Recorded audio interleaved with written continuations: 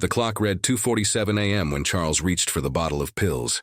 His hand trembled as he unscrewed the cap, the sound echoing through the silent house like a death rattle. But before a single pill could touch his lips, a small voice shattered the darkness. "Daddy?" 8-year-old Emily stood in the doorway, her unicorn pajamas illuminated by the dim desk lamp.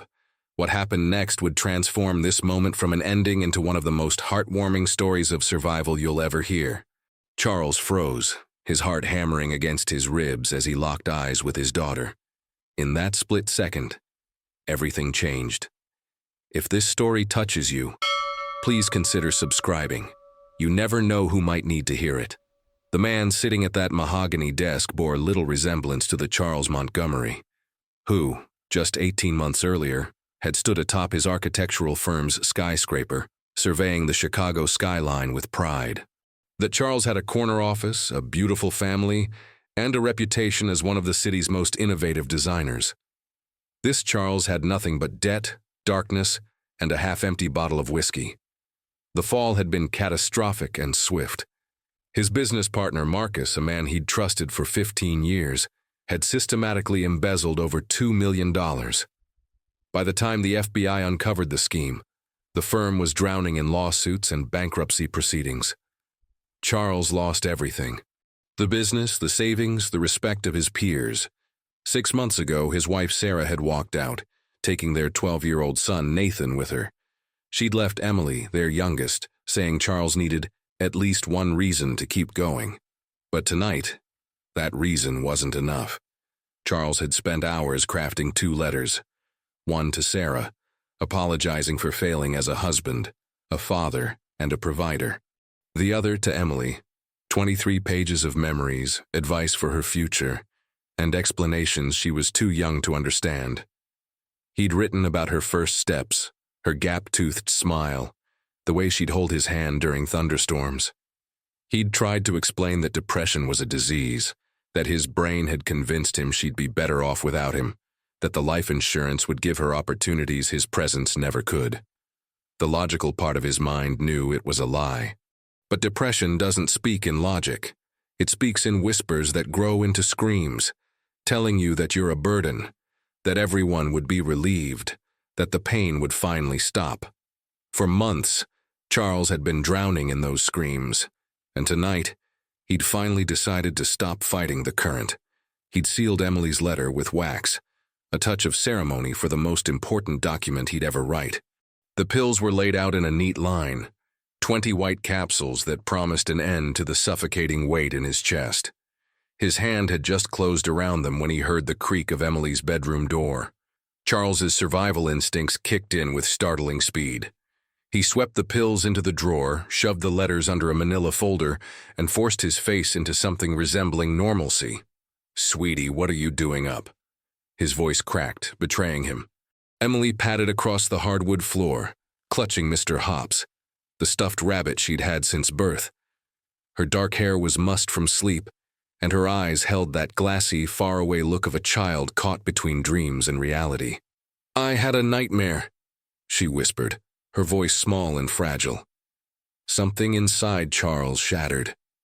Even now, in his darkest hour, he was failing her. She needed comfort, and he'd been seconds away from leaving her forever.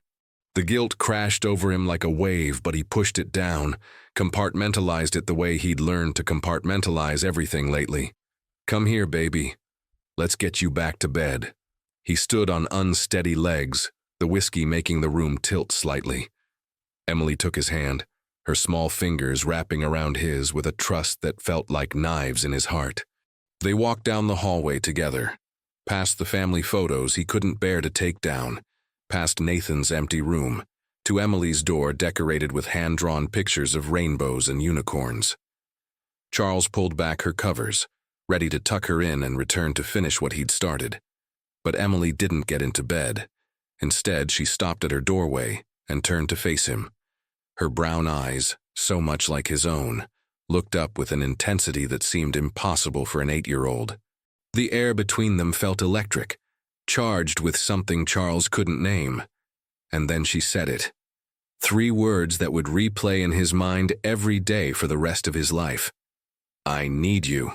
The words hung in the air like a physical force. Charles felt his knees weaken, felt something crack in the fortress he'd built around his heart. These weren't just words. They were a lifeline thrown to a drowning man, a spotlight piercing absolute darkness. His real-life stories had been full of failures lately, but in that moment he realized he'd been measuring success by all the wrong metrics. In my dream, Emily continued, tears welling in her eyes, you were gone, and I was all alone.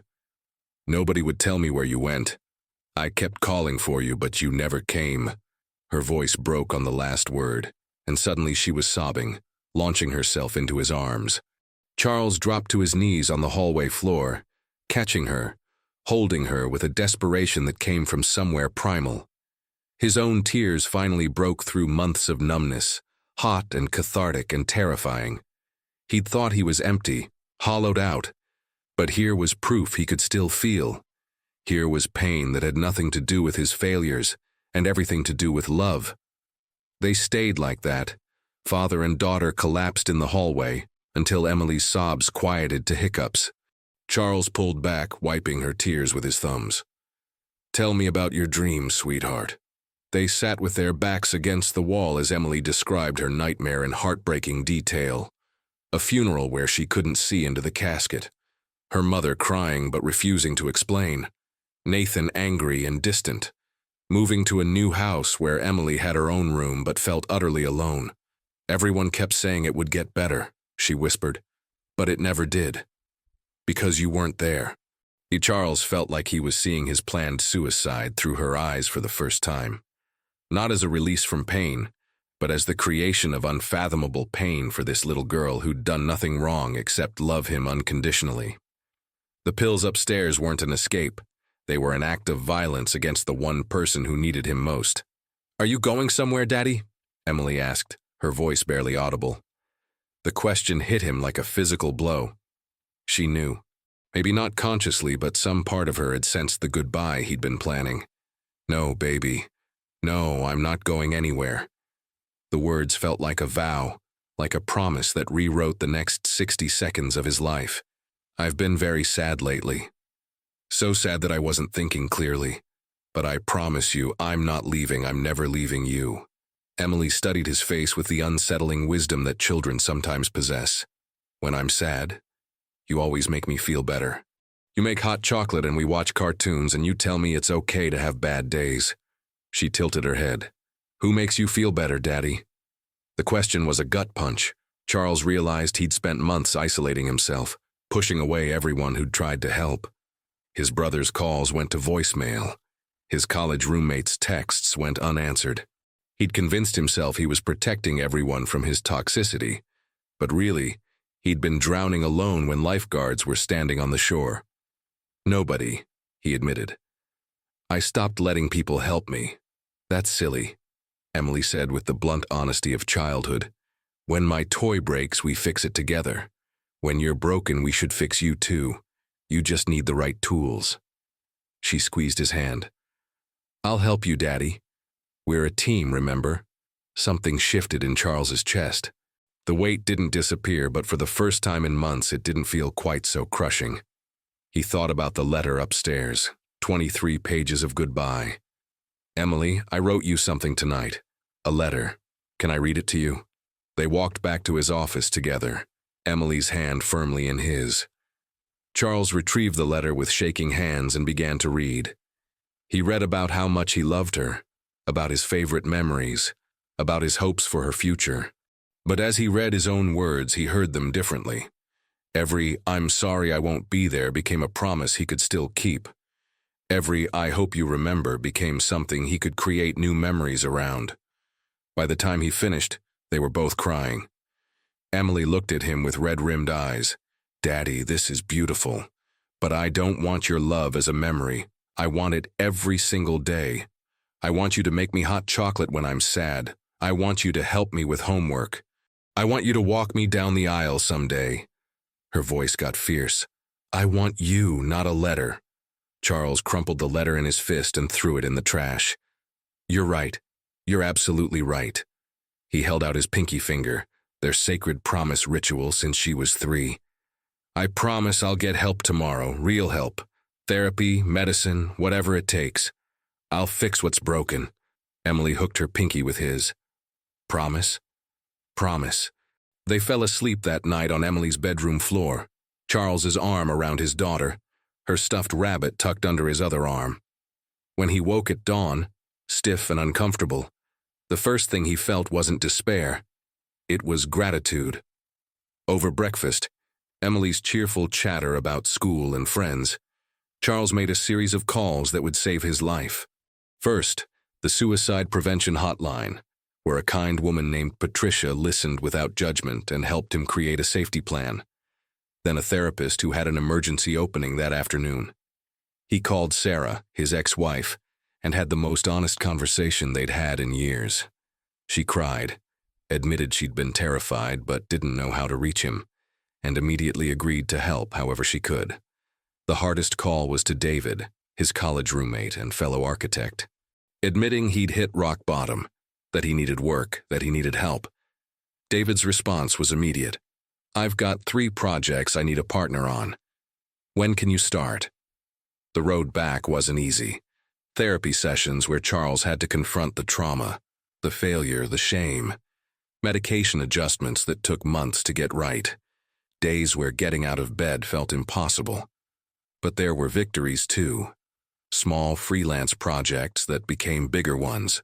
Emily's school play where he sat in the front row. Co-parenting sessions with Sarah where they rebuilt mutual respect.